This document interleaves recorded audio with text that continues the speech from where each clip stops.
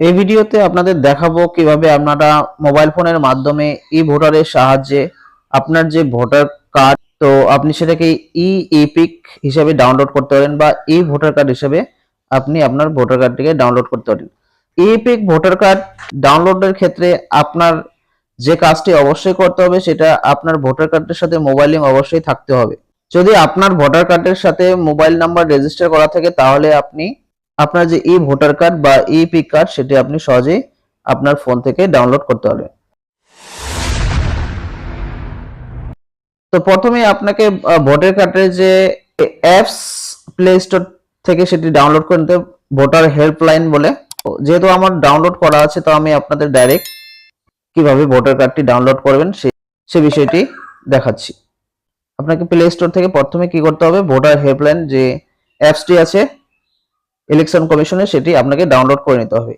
এরপর voter helpline অ্যাপসটি open করলে আপনি প্রথমে দেখতে পারবেন যে আপনার এখানে একটি লগইন অপশন চলে আসছে। তো প্রথমে আপনাকে এখানে লগইন করে নিতে হবে। যদি আপনার লগইন করা না থাকে তাহলে কি করবেন, আপনি নিউ রেজিস্ট্রেশনে নিউ ইউজার যে অপশনটি দেখতে পাচ্ছেন এই নিউ ইউজার অপশনে ক্লিক করে আপনি রেজিস্ট্রেশন করে নিতে পারেন, যার ফলে আপনি লগইন করতে পারবেন। তো আপনার যদি রেজিস্ট্রেশন করা না থাকে সেক্ষেত্রে আপনি লগইন করতে পারবেন না। তো এখানে নিউ ইউজারে লগইন করার পর আপনার যে মোবাইল নাম্বার আর পাসওয়ার্ড সেটি আপনি এখানে বসিয়ে লগইন করে নেবেন। মোবাইল নাম্বার এবং পাসওয়ার্ডটি বসানোর পর সেন্ড ওটিপি অপশনে ক্লিক করবেন। তাহলে আপনার রেজিস্টার নাম্বারে একটি ওটিপি যাবে, আপনাকে ওটিপিটা এখানে বসিয়ে নিতে হবে। ওটিপিটি বসানো হয়ে গেলে আপনাকে লগইন নাও অপশনে ক্লিক করতে হবে। ক্লিক করলে এবার আপনি যে ভোটার কার্ডের বিভিন্ন সার্ভিস সেগুলি শো হবে। আপনি এখানে কি কি করতে পারেন, ভোটার রেজিস্ট্রেশন থেকে আপনি ভোটার কার্ড রেজিস্ট্রেশন বা নিউ ভোটার কার্ড অ্যাপ্লাই করতে পারেন। ভোটার কার্ডের বিভিন্ন সার্ভিস এখানে দেওয়া হয়েছে, তো এখান থেকে আপনি বিভিন্ন সার্ভিসগুলো চাইলে পেতে পারেন।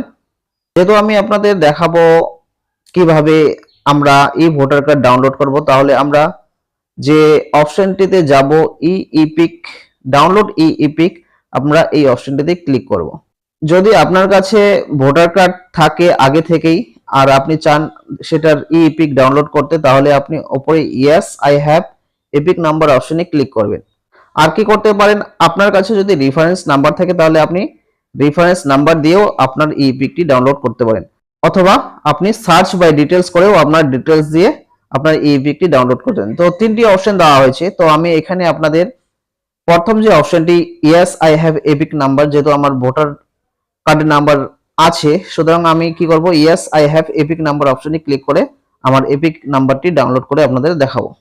উপরে অপশনে ক্লিক করার পর এখানে দুটি অপশন শো হচ্ছে, please enter your epic number. প্রথমে আমাকে কি করতে হবে, এপিক নাম্বারটি আমার এখানে বসিয়ে নিতে হবে। তারপর নিচে সিলেক্ট স্টেট অপশনে আমার স্টেটটিকে বসিয়ে নিতে হবে।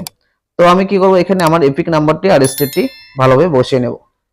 এপিক নাম্বারটি বসিয়ে নেওয়ার পর ফেচ ডিটেলস যে অপশনটি দেখতে পাচ্ছেন আপনারা, এই ফেচ ডিটেল অপশনটিতে ক্লিক করে দেবেন।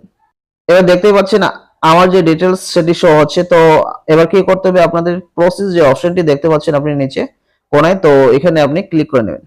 ক্লিক করার পর আপনার রেজিস্টার নাম্বারে একটি ওটিপি সেন্ড হবে। আপনাকে ওটিপি নাম্বারটি এখানে বসিয়ে নিতে হবে এবং verify and download e EPIC অপশনে ক্লিক করতে হবে। ভেরিফাই ও ডাউনলোড অপশনে ক্লিক করার পর এবার আপনারা দেখতেই পাচ্ছেন আমার যে ই ইপিক সেটি ডাউনলোড হয়ে গেছে। তো আপনারাও চাইলে এভাবে আপনার ই ইপিকটি ঘরে বসে মোবাইলের মাধ্যমে ডাউনলোড করতে পারেন এবং সেটি প্রিন্ট করে পাশে রাখতে পারেন।